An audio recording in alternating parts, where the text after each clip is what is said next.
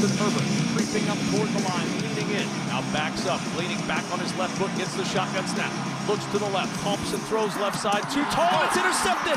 Picked off down the sideline. Eric Murray, he's going to take it for a Houston pick six. Kevin Kugler on the call as that was one of 4 interceptions thrown by Justin Herbert in their wild card loss to the Houston Texans Saturday afternoon, 32-12. The Chargers fall. And it wasn't that close. No, it wasn't. That was, two things can be true. A far, far below par performance by Justin Herbert. Oh, yeah. And also a Texans defense that played out of their mind. Yes. I mean, there were guys all over the field for that Houston Texans defense. They got to Justin Herbert. They touched him up. The pocket continually was being collapsed and he was getting pushed out. But that is nothing new for Justin Herbert. And what we ended up seeing was, I mean, one of his first interception was, oh boy, a guy who threw only 3 interceptions all season long with over 500 attempts on the year, throws 4 in that one game. In that throw where he's rolling out to his right, stops and then just says, YOLO, tries to go all the way over to the opposite sideline. Incredible play by the defensive back to intercept that ball, but it's one of those cardinal sins of quarterback, and we talked about this with Drew Aller, right? Yes. On a far lesser degree of difficulty in a far lesser quarterback, that's what lost the game to Notre Dame, right? Is he was getting pushed to his left, he had to go off platform and throw it. Herbert has one of the strongest arms in the NFL, yes, and he makes that throw actually quite often, but there were 2 guys sitting over there.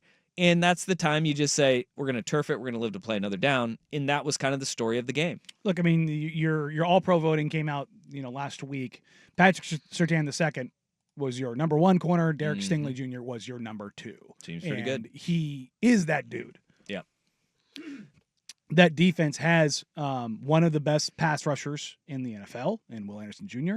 They have one of the best pass rushing duos in the NFL when you include Danielle Hunter. They have arguably the best corner in the NFL right there alongside Patrick Surtain. Aziz is, he's had his run-ins with the law, as it were, within the NFL with a late and nasty and dirty hit on Trevor Lawrence, but that does not mean he's not a good player. He is a very, very impactful linebacker. Like, you look up and down that defense, there are game breakers and game makers up and down. It's not like, they're a cute little team. No, this is a team that is built on its defense. Yes, they have C.J. Stroud, but that defense is loaded. And I think that there's a few things that it wasn't just on Justin Herbert because of the fact that they were dominant up front. And I think that's going to be kind of the common thread that you'll pull from all of these games is the team that was dominant in the trenches is the one that absolutely ran away with their games. And this was one where if the Chargers can't run the football, they're doomed. This is a Greg Roman offense where it is predicated run the ball to open up the pass. And even when you have a guy like Justin Herbert, who is exceptional and is a really good quarterback, you cannot afford to run the ball 2.8 yards per carry and expect to win in the NFL, let alone win a playoff game in the NFL. And that's where it started. And then you go into some of the other things. Will Dissly with 2 drops, one of them leading to an interception, right? And like we can say, yes, it bounced off of Will Dissly's hands right into the arms of a defender. The other 3 were on Justin Herbert, though. And that is true. He's going to own it. Everybody that watched that game is going to have to own it. It was one of those games where he said, you know what? They got dominated up front, and that's where the whole thing fell apart, from ability to run the football to pass protection for Herbert to Herbert and that internal clock that every quarterback has. Everything is a little bit faster. You're getting rid of that ball, and there were some decisions where he trusted his arm, and it let him down because he overthrew Ladd McConkey on one of the picks. He forced it all the way across the field, rolling to your right, throwing back to your left. I mean, there was some bad ones that were in there for Herbert, but when you look at the Houston Texans, they also ran the ball at 5 yards a clip. And nice to have Joe Mixon back. On that third possession of the game, huge. Third possession of the game, right? Chargers go down, and they march right down the field, and you're like, okay, here we go. We have the Chargers are game. Houston bends their back, and they say, no. Field goal. Mm-hmm.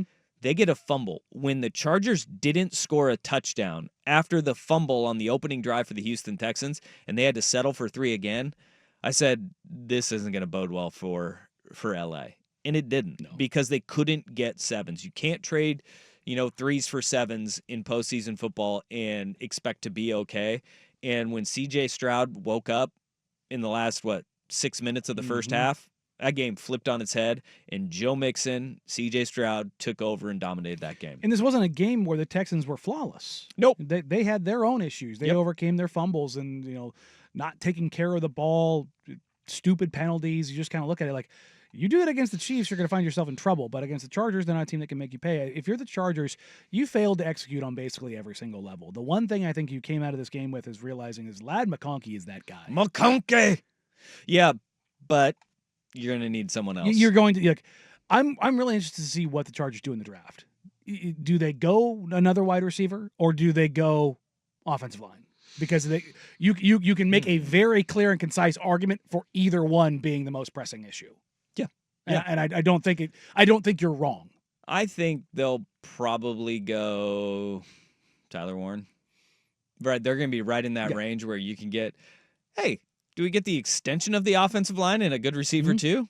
Yeah, probably we'll go tight end, best tight end. Do you want to take a guard? Because your tackles right now are great. It's your interior offensive line is one of the worst in the entire NFL. So do you hope and pray that maybe, you either do that or you trade back and you get a little bit of capital and you maybe go like Tate Rutledge in the second round and take the best guard off the board, that kind of a deal. But I think it's going to be interesting to kind of see what that looks like as far as the Chargers are concerned. But this Houston team, they're beating the allegations. Well, the big one there is Nico Collins. Welcome back, buddy. Yeah. Turns out when they have their weapons, and again, they're still missing Diggs. Mm-hmm. This is a team that, they've got weapons on both sides of the ball. They're a threatening and dangerous team, and it's fun to watch some new blood figure something out. And we all know that the process you kind of have to go through as a young team in the NFL to make those gains before you inevitably make the deep run. And now I don't think they're going to make a deep run. I mean, they're going up against the Chiefs next week. It's going to be a tough. Good night, Charlie. There, but do they have the weapons on both sides of the ball to be disruptive enough to where if they did knock off the Chiefs, would it be the biggest surprise in NFL history? No. Well, Nico Collins coming back and having the game that he had. If you look at his last 4 games of the regular season, he combined 19 catches for 174 yards in 4 games. Uh-huh. He went 7 for 122. He was that guy. He was that guy. And Joe Mixon, the balance and the ability to run the football, leading to opening up things downfield for him, that is huge for C.J. Stroud to have that run game back.